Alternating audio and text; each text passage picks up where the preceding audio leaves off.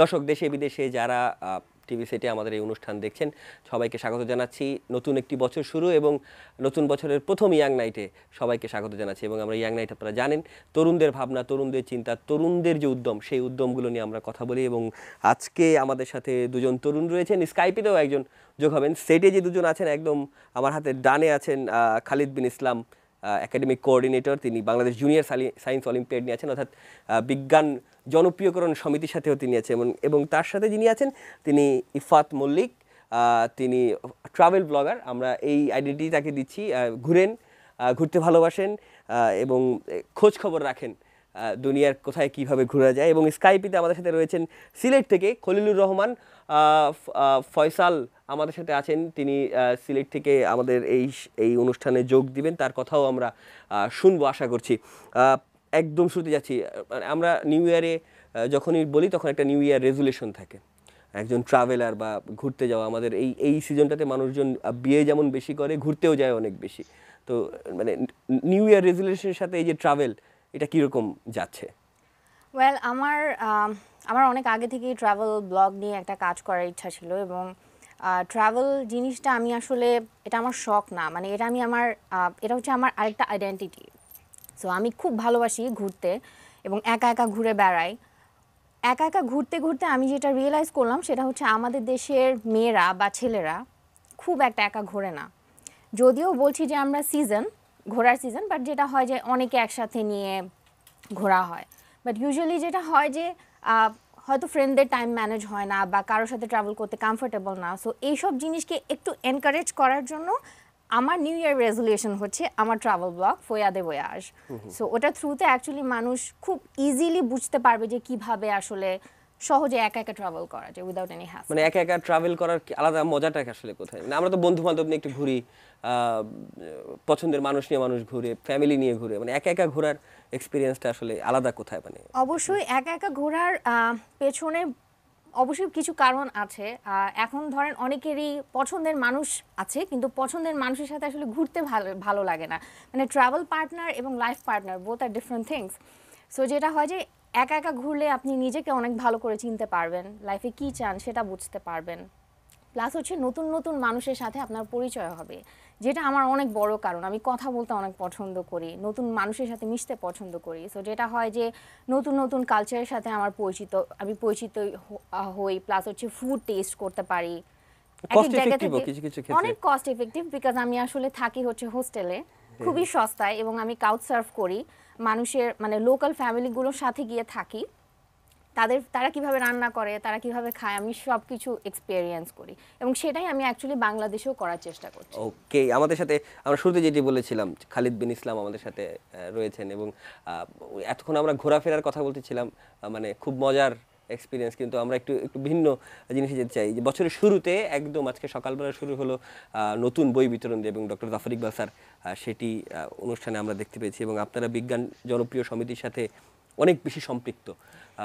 শুরুতেই তো একটা শিডিউল হয়ে যায়, মানে আপনাদের নিউ ইয়ার রেজুলেশনটা কিরকম হয় যে আগামী 10 দিনে বা আগামী 1 মাসের মধ্যে আমি 600 স্কুলকে নতুন নতুন কিছু শেখাবো, এরকম কি কিছু? আচ্ছা, আমাদের যেটা শুরু হয় যে আমাদের যেমন যেটা বললেন যে আজকে প্রথম সকালে শিক্ষার্থীরা বই পেয়েছে, এবং নতুন বইয়ের যে গন্ধ, তার যে আনন্দ, এই আনন্দের সাথে আমাদের একটা আনন্দ যোগ হয়।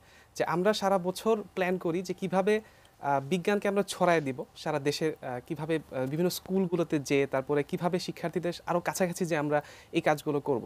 তো আমাদের যেহেতু আমরা অলিম্পিয়াডে কাজ করি, শুধুমাত্র অলিম্পিয়াড না, আমরা বিজ্ঞান জনপ্রিয়করণের সাথেও আমরা যুক্ত। তো আমাদের সারা বছর অনেকগুলো প্রোগ্রাম থাকে। তো আমাদেরও একটা আগের বছরে আমরা কি কাজ করেছি তার সাথে আমরা নতুন কি করতে পারি এবং এই কাজগুলোকে আমরা আরও কীভাবে ভালো করতে পারি, তার একটা রেজলিউশন আমাদের মধ্যেও আসে। তো আপু যেটা বললেন যে উনি ঘোরাঘুরি করেন, তো আমরা কিন্তু ঘোরাঘুরি করি না তা না, আমরা মানে বিজ্ঞানের সঙ্গে ঘোরাঘুরিটাও করি। তো আমাদের একই সাথে ঘোরাঘুরি হয়, আবার বিজ্ঞানটাকেও পাশাপাশি আমরা রাখতে পারি। মানে ঘোরার সময় অনেকগুলো যদি মানে এটার সাথে এটা যোগ করলে কত হবে, হ্যাঁ ওই থিওরিটা আসলে মিললো কিনা, মানে এই জিনিসগুলো তো থাকে নাকি? এগুলো থাকে। আমাদের একটা লক্ষ্য থাকে যে আমরা, কারণ আমাদের ঢাকায় বা আমাদের বড় শহরগুলোতে যে স্কুলগুলো আছে, সেই স্কুলগুলোতে শিক্ষার মোটামুটি ভালো বা এগিয়ে আছে, কিন্তু অনেক স্কুল আছে গ্রামের দিকে যে স্কুলগুলোতে আসলে সেভাবে শিক্ষার বা বিজ্ঞানের বিষয়গুলো তারা সেভাবে পায় না।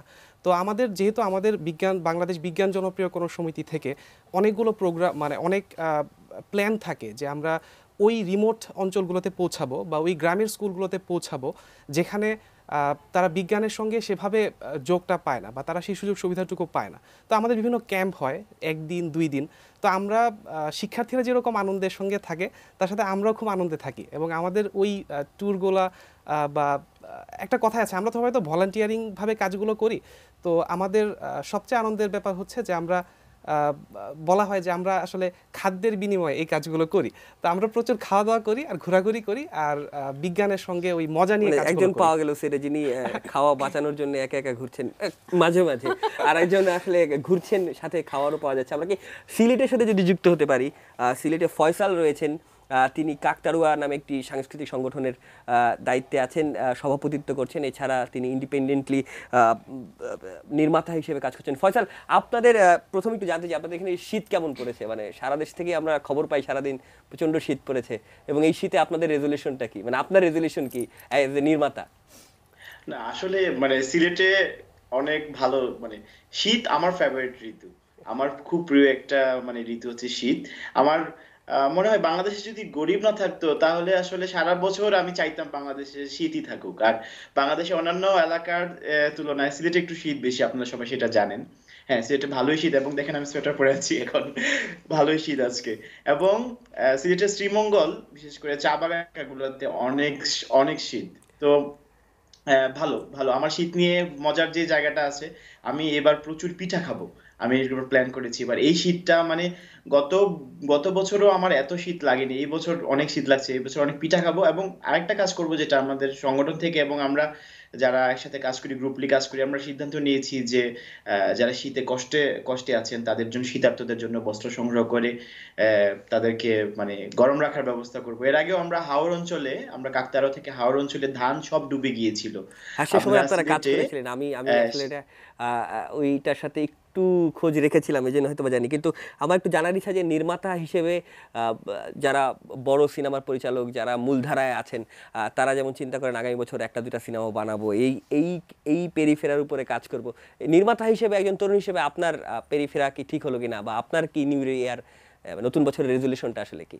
না, যদি আপনি আমাকে এটা বলেন তাহলে আমি দেখেছি যে গত বছর 2018 সালে যে, আপনি যদি খোঁজ খবর নেন বাংলাদেশের চলচ্চিত্রগুলা খুব একটা কিন্তু ভালো যায়নি। কয়েকটা ভালো সিনেমা হয়তো আমরা সিনেমা হলে রিলিজ পেয়েছি। আর বাংলাদেশের শর্ট ফিল্মগুলো, আমি মূলত শর্ট ফিল্ম মেকার হিসেবে কাজ করছি সিলেটে। সিলেটে এত সুবিধা নাই, তবুও আমরা কাজ করে যাচ্ছি। আমি চাইবো এই বছর অন্তত 2019 সালে যাতে অনেক শর্ট ফিল্ম মেকাররা যারা যারা ছোট ছোট কাজ করতে চায় তাদের অনেক স্কোপ তৈরি হোক, সেটা আমি চাইবো। আমি সিলেট থেকেও কম ফেসিলিটি থাকা সত্ত্বেও অনেকগুলো মুভি বানানোর চেষ্টা করব, যেগুলো ঢাকা সহ সারা বাংলাদেশে এবং টেলিভিশন চ্যানেলগুলোতে যাতে চালানো যায়, সেরকম একটা চিন্তা ভাবনা আছে আমার। আমরা আপনার এই যে চাওয়া, সেই চাওয়া পূরণ হোক, এটি নিউজের পক্ষ থেকে আমরা এই মানে এতটুকু আশাবাদ তো করতেই পারি। Thank you. তিনজন তরুণ রয়েছেন, তিনজন তরুণ আগামী বছরটায় বাংলাদেশের অর্থনীতি হোক, রাজনীতি হোক, সার্বিকভাবে বাংলাদেশকে কিভাবে দেখতে চায়? ইফাতকে দিয়ে শুরু করি। আমি নতুন বছর অবশ্যই আমি আমার সেক্টরের কথাই বলি, যে ট্যুরিজম সেক্টর যেটা। আমি যেহেতু বলছি যে আমার বাসায় মানে আমি অ্যাকচুয়ালি কাউচ সার্ফিং শুরু করেছি, এবং আমি চাচ্ছি যে আমার যেসব বন্ধুদের সাথে আমার বিদেশে দেখা হয়েছে ট্রাভেল করা অবস্থায়, তারা বাংলাদেশে আসুক। এবং যখনই এই প্রশ্নটা আসে তখনই আমার মাথায় 2-3টা জিনিস আসে। একটা হচ্ছে ওদের সেফটি, তারপর হচ্ছে প্রপার গাইডলাইন্স, এবং ফ্রেন্ডলিনেস, ওয়েলকাম বিহেভিয়ার। এই বিষয়ে আমরা মনে হয় বাঙালিরা বেশ এগিয়ে থাকতে পারি। বাট মজার ব্যাপার হচ্ছে যে আমরা খুব ওয়েলকামিং, কিন্তু ওরা আসলে যখন কোনো সিএনজি ওয়ালার কাছে যাচ্ছে হেল্প চাওয়ার জন্য, বা ট্রাফিক পুলিশের কাছে যাচ্ছে হেল্প চাওয়ার জন্য, ওরা আসলে ওভাবে পারছে না। এবং এটার পেছনে আরেকটা বড় কারণ হচ্ছে আমরা খুব ট্যুরিস্ট ফ্রেন্ডলি না, মানে আমরা দেখে অভ্যস্ত না অনেক ট্যুরিস্ট। তো যখনই দেখি যে ও ট্যুরিস্ট, অনেক ইচ্ছা করে নিয়ে নেই, যত পারি নিয়ে নিচ্ছি। এবং অনেক সময় আরেকটা বড় কনফিউশন হয় ল্যাঙ্গুয়েজ, ইংলিশ ল্যাঙ্গুয়েজের জন্য। অনেকেই আসলে ফ্রেন্ডলি হতে চায়, বাট সামহাও আসলে ইংলিশে কথা বলতে পারে না বা বোঝানোর চেষ্টা করতে পারে না বলেই হয়তো আরেকটু প্রবলেম হয়। সো আমি আমার সেক্টরে এক্সপেক্ট করব যে এই সেক্টরগুলোতে আরেকটু বেটার হবে এবং প্রপার গাইডলাইন্স যেটা আমি অ্যাকচুয়ালি রেডি করছি টু হেল্প দ্য ট্যুরিস্ট যারা আসছে বাংলাদেশে তাদেরকে হেল্প করা এবং কিছু জিনিস একটু সাপোর্টিভ হওয়া সিকিউরিটির ক্ষেত্রে, তাহলে হচ্ছে আমি যখন কাউকে নিয়ে কোথাও যাচ্ছি বা তারা যখন একা কোথাও ট্রাভেল করছে তাদের যাতে অ্যাটলিস্ট এটা মনে না হয় যে আমি ইন্ডিয়াতে অনেক সেফ ফিল করতাম, বাংলাদেশে করছি না। মানে একটা সে অন্য দেশের সাথে কম্পারিজন করলে যেন একটা কমফোর্টেবল ফিল Exactly, পায়। হ্যাঁ। মানে আমরা জুনিয়র অলিম্পিয়াড গত বছর আমাদেরকে বেশ কিছু সফলতা এনে দিয়েছে। 4টা আমি যদি ভুল না করি রৌপ্য, 4টা ব্রোঞ্জ, 4টা ব্রোঞ্জ, দুইটা 2টা সিলভার এবং বতসোয়ানাতে, এবং আপনি ওই টিমের সাথে ছিলেন। এই বছরে আপনাদের প্ল্যান আছে কোনো, বা এইভাবে কোনো একটা রুটিন করার, বা কিভাবে চান আপনারা? আচ্ছা, আমরা যদি প্রথম থেকে বলি যে জুনিয়র সায়েন্স অলিম্পিয়াডে বাংলাদেশ প্রথম অংশগ্রহণ করে 2015 সাল থেকে।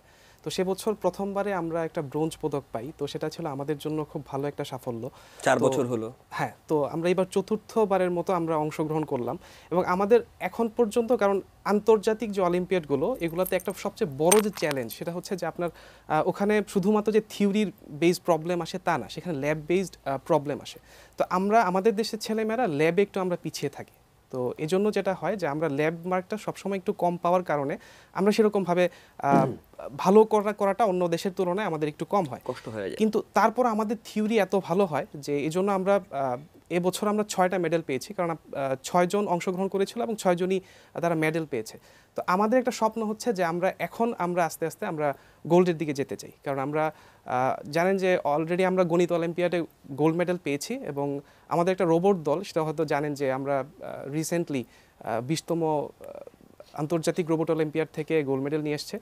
তো খুব রিসেন্ট সময়, খুবই রিসেন্ট সময়ে। তো আমরা আন্তর্জাতিক জুনিয়র সায়েন্স অলিম্পিয়াড থেকে আমাদের একটা সবচেয়ে বড় যে স্বপ্ন, আমরা এখন চাই যে আমাদের দল আমাদেরকে গোল্ড মেডেল নিয়ে আসবে। আসলে আমরা তো 99 ক্রিকেটের আগে বিশ্ব দরবারে দেশের মানচিত্র এভাবে মানে প্রেজেন্ট করা অন্য একটা পেরিফেরা থেকে, এবং ঝড় জলোচ্ছ্বাস এই টাইপের একটা দেশ বাংলাদেশ, সেইখান থেকে বের হয়ে যে এরা এখন চিন্তা করতেছে, এদের অলিম্পিয়াডে জ্ঞান আছে, মানে বিভিন্ন জায়গায় কম্পিটিশনে, জ্ঞান ভিত্তিক কম্পিটিশনে তারা আছে।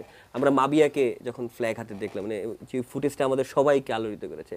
স্বাভাবিকভাবেই যেই কোনো প্রতিযোগিতাই হোক না কেন, সেই প্রতিযোগিতায় বাংলাদেশের পতাকাটা রেজ করা দেশের জন্য অবশ্যই অনেক কষ্টের, নাকি? অনেক কষ্টের। এবং যখন আপনি যদি গণিত অলিম্পিয়াডের দিকে দেখেন, যে গণিত অলিম্পিয়াড শুরু হয়েছিল সেই 2001 সাল থেকে, যখন ডক্টর মোহাম্মদ জাফর ইকবাল স্যার, তারপর মোহাম্মদ কায়কোবাদ স্যার, তারপর মুনির হাসান স্যার, তো তারা যখন গণিত অলিম্পিয়াড শুরু করলো তখন কিন্তু একদমই আমাদের দেশে এক্সপোজারটা ছিল না অলিম্পিয়াডের, সেরকম একটা কালচারও ছিল না, এবং অলিম্পিয়াড কি এই ব্যাপারটা একদমই সেভাবে ছিল না।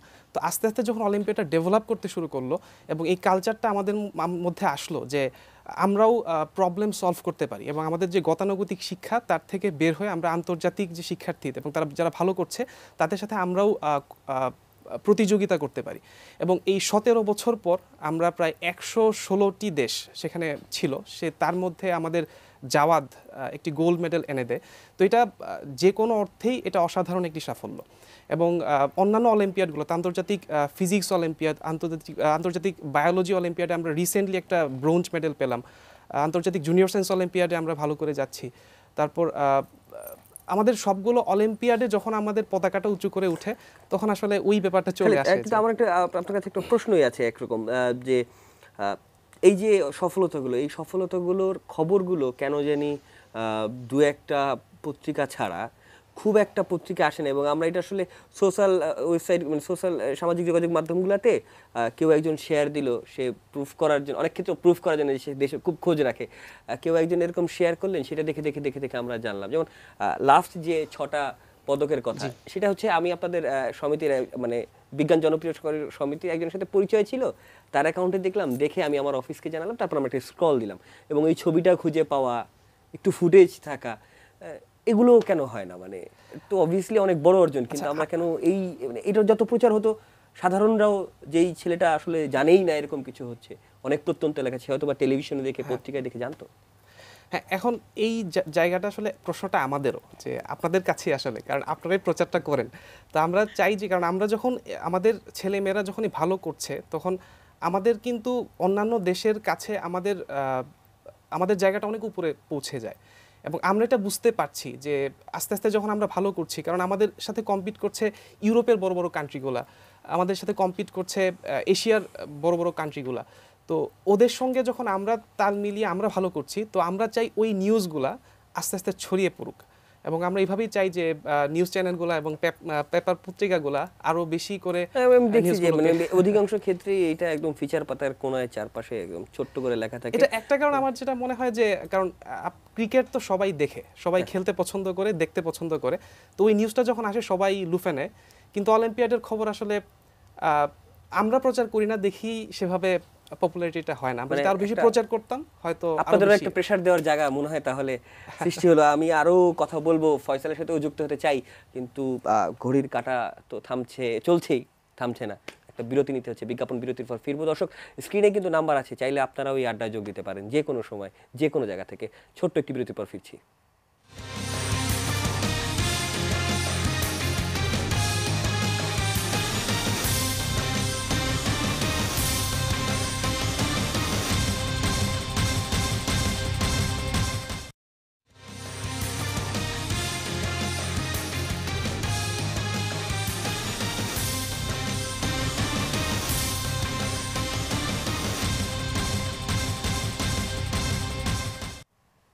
দর্শক, কথা দিয়েছিলাম ছোট্ট একটা বিরতির পর ফিরবো, এবং ছোট্ট একটা বিরতি নিয়েই ফিরেছি। এবং কথা হচ্ছে ইয়াং নাইটে আজকের নিউ ইয়ার রেজুলেশন, এবং আমরা তিনজন তরুণকে সাথে পেয়েছি যাদের সাথে আমরা নতুন বছরের পরিকল্পনা কী হবে, নতুন বছরের চাওয়া কী হবে সেটি নিয়ে কথা বলছিলাম। এবং এই পর্যায়ে আবার একটু সিলেটে সংযুক্ত হব ফয়সালের সাথে। ফয়সাল, আপনি শুনতে পাচ্ছেন নিশ্চয়ই আমাকে? ফয়সাল, আপনি বলছিলেন যে গত একটা বছর সিনেমায় খুব বেশি কাজ হয়নি, কিন্তু আমরা তো দেবীর মতো কাজ দেখেছি। আমি যদি ভুল না করি, ঢাকা অ্যাটাক দেখেছি, আয়নাবাজি মধ্যে হয় এই বছরের না আগের বছরের, বেশ পুরনো হয়ে গেছে, কিন্তু দুটো সিনেমা আমরা দেখেছি বেশ আলোড়ন ফেলেছে। পাঠশালা খুব মানে যারা সিনেমার সমালোচক তারা খুব ভালোভাবে নিয়েছেন, যদিও অত ব্যবসায়ী সফলতা পায়নি। তো আপনি মানে কী ধরনের, মানে আরও এই সংখ্যা বাড়ানোর ভিত্তিতে, মানে ভালো সিনেমার সংখ্যা বেশি চান, এরকম একটি বোঝাতে চেয়েছেন? আমি আসলে যেটা বলতে চেয়েছিলাম সেটা হচ্ছে গিয়ে, মানে সিনেমা তো একটা দুইটা সিনেমা ভালো হয়েছে, কিন্তু এক বছরে মাত্র একটা দুইটা সিনেমা, এটা কিন্তু আমাদের জন্য জি, খুবই বুঝতে কম পেরেছি। আসলে। হ্যাঁ, তো আমার কাছে মনে হয় যে আরো সিনেমা হওয়া উচিত, বিশেষ করে সিনেমা হলগুলো তো বাঁচাতে হবে। আগে বাংলাদেশে কিন্তু অনেকগুলো হল ছিল, আপনি সিলেট শহরেই কিন্তু মাত্র দুইটা হল আছে। আর সারা বাংলাদেশে যদি আপনি খোঁজ নেন, সিলেটের হল সংখ্যা কিন্তু কমছে। কারণ কি, ভালো সিনেমা নাই, এবং ভালো সিনেমা যদি না হয় মানুষ তো হলে যাবে না, সুতরাং হল মালিকেরা বিপদে পড়ছে। এই জন্য সিনেমা হলগুলা ভেঙে এখন প্রতিষ্ঠান হয়ে যাচ্ছে, শপিং মল হয়ে যাচ্ছে। আমি ঠিক এই জায়গাটা থেকে বলছিলাম যে সিনেমা হওয়া উচিত। আর আমি যেটা চিন্তা করছি যে এই বছরে সিনেমা বাদেও আমি একজন এগ্রিকালচার গ্রাজুয়েট, সিলেট কৃষি বিশ্ববিদ্যালয় থেকে আমি অনার্স মাস্টার্স করেছি, এবং এখানেই সহকারী পরিচালক হিসেবে কাজ করছি। আমি চিন্তা করছি সিলেট অঞ্চলে কিন্তু আপনার কোথাও পানি কম, কোথাও পানি বেশি। যেমন হাওর অঞ্চলে যদি আপনি যান, তাহলে কিন্তু পানি খুবই বেশি, একদম বন্যার কারণে সবকিছু তলিয়ে যায়। আবার পাহাড় অঞ্চলে যদি আসেন, পানি খুবই কম, পানির কারণে ফসল ফলানো যায় না। আমি ঠিক এই জায়গাটা থেকে একটা চিন্তা করেছি যে এই বছর কয়েকদিন আগে নির্বাচন হয়ে গেল, আমি এই বছর যিনি সংসদ সদস্য নির্বাচন হয়েছেন সিলেটের বিভিন্ন আসনগুলোতে, সবার কাছে আমি চিঠি লিখবো একটা, যে আপনারা আমাদের এই অঞ্চলগুলো অন্তত ঠিকঠাক করেন। আপনি জানেন কি না, আপনার হাওড় অঞ্চলে যদি যে পরিমাণ মাছ উৎপন্ন হয়, প্রপার মাছ যদি উৎপন্ন হওয়া যায়, তাহলে সারা বাংলাদেশের মানুষ মাছের আর প্রবলেম হবে না। ঠিক এই জায়গাটা থেকে আমি আমাদের এমপিদের কাছে আমি একটা চিঠি লিখবো আর কি। এই বছর আমি সিদ্ধান্ত নিয়েছি। আমি কয়েকদিন আগে মাননীয় প্রধানমন্ত্রী শেখ হাসিনা 150 জন তরুণের সাথে ল্যাপটপ নামে একটা প্রোগ্রাম করে, সেখানে যাওয়ার সুযোগ হয়েছিল। তিনি বলেছিলেন যে দুর্নীতির বিরুদ্ধে তিনি একটা বড় স্টেপ নেবেন এবং জিরো টলারেন্সে কাজ করবেন। এবং আমি আমার সংগঠন কাকতারোয়া নিয়ে এবং সিলেট অঞ্চল থেকে শুরু করব যে দুর্নীতির বিরুদ্ধে একটা কাজ করা যায় কিনা। তাহলে মানে এই তো। তাহলে আপনার নতুন ইয়ারের রেজুলেশনটা কি, মানে সামনের বছরের বাংলাদেশে আপনি একটা দুর্নীতিমুক্ত হাওড়ে এক ধরনের ব্যবস্থাপনা চান, এরকম কি? একদমই। দেখেন, বাংলাদেশ কিন্তু এটা সত্য কথা, বাংলাদেশ কিন্তু আগের তুলনায় এখন অনেক উন্নত।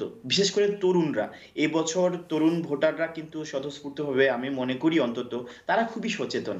তো তারা যদি মানে দুর্নীতি না করে, বুড়োরা কিন্তু ভয় পাবে। তারা যদি দুর্নীতির বিরুদ্ধে কথা বলে, যারা দুর্নীতি করেন তারা কিন্তু ভয় পাবে। আমি ঠিক এই জায়গা থেকে একটা সচেতনতা করতে চাই, যে অন্তত 2019 সাল থেকে সারা বাংলাদেশে দুর্নীতি না হয়। একটা চাকরি পাইতে কিন্তু 5 থেকে 6 লাখ টাকা লাগতেছে। সারা জীবন অনার্স মাস্টার্স আপনি কমপ্লিট করলেন, কিন্তু একটা চাকরি পেতে এত টাকা লাগছে, এটা কেন হবে? এদেশে মেধাবীদের দাম নাই। একটু আগে কথা হচ্ছিল না যে আমরা ভালো কাজগুলো আসে না পত্রিকায়, আপনাদের টেলিভিশন চ্যানেলগুলোতে আসে না। আপনি টেলিভিশন চ্যানেলগুলো খুলেন, স্ক্রলগুলো দেখেন, চারদিকে শুধু খারাপ খবর। পত্রিকার পাতা খুলেন, হেডলাইনটা খারাপ খবর। কিন্তু বাংলাদেশের মানে এত জিনিয়াস ছেলে মেয়েরা আছে, তারা এত ভালো ভালো স্কোপ পায়, এত ভালো ভালো কাজ করতে পারে, তাদের কথাগুলো কেন আসবে না? তারা অনুপ্রাণিত হচ্ছে না বলেই বা ইন্সপায়ার্ড হচ্ছে না বলেই কিন্তু মানে এই ভালো কাজগুলো হচ্ছে না। একটা ছেলে যদি আজকে আমাদের দেশ থেকে কেন একজন নিউটন বের হয় না, আইনস্টাইন বের হয় না? কেন? এটা আমাদের ভাবতে হবে। একজন একজন বিজ্ঞান নিয়ে কাজ করেন, এখানে আছেন। এখানে কেন ভালো বৈজ্ঞানিক হচ্ছে না, বের হচ্ছে না? এটা আমাদের ভাবতে হবে। এই জায়গাগুলো থেকে আমি আসলে কাজ করতে চাইতেছি। সিলেটে আমরা যে কাকতাড়ুয়া সংগঠনটা করি, যেমন ফসলের মাঠে কাকতাড়ুয়া দাঁড়িয়ে থাকে কেন? কাক তাড়ানোর জন্য, যাতে ফসলকে ক্ষতি করতে না পারে। আমরা ঠিক সেই জায়গা থেকে কাকতাড়ুয়াটা দাঁড় করিয়েছি, যাতে আমাদের সমাজের শত্রু যারা, দুর্নীতিবাজ যারা, খারাপ মানুষ যারা, তাদের বিরুদ্ধে আমরা কাজ করব আরকি। ঠিক এই জায়গা থেকে আমরা অসংখ্য কাজ ধন্যবাদ, করছি। অসংখ্য ধন্যবাদ। আমরাও চাই, আমরা সবাই চাই যে আমরা সবাই কাকতাড়ুয়া হই। যদি কাকতাড়ুয়া হয়ে দেশের দুর্নীতি দূর করা যায়, যদি এই অবস্টিকেলগুলো যদি দূর করা যায়, অবশ্যই সেটি আমাদের জন্য অনেক বেশি ভালো হবে। একটু একটু মানে খুব সিরিয়াস হয়ে গেছে এনভায়রনমেন্ট, আমি একটু একটু রিল্যাক্স করার জন্য আমি বসেছি। এই যে আপনি ঘুরতে যান, একা একা ঘুরেন, মানে উইয়ার্ড তো অনেক অভিজ্ঞতা হয়। মানে ধরেন আমাদের দেশের হিসাব চোর করলে তো একা একটা মেয়ে ঘুরতে বের হওয়া, আমরা অনেক বেশি মডারেট হয়েছি, অনেক বেশি উদার হয়েছি, কিন্তু স্টিল আমরা অনেক ধরনের অবস্টিকেলের কথাও আমরা পেপার পত্রিকায়, খারাপ খবর কিন্তু আমাদের দেখতে হয়।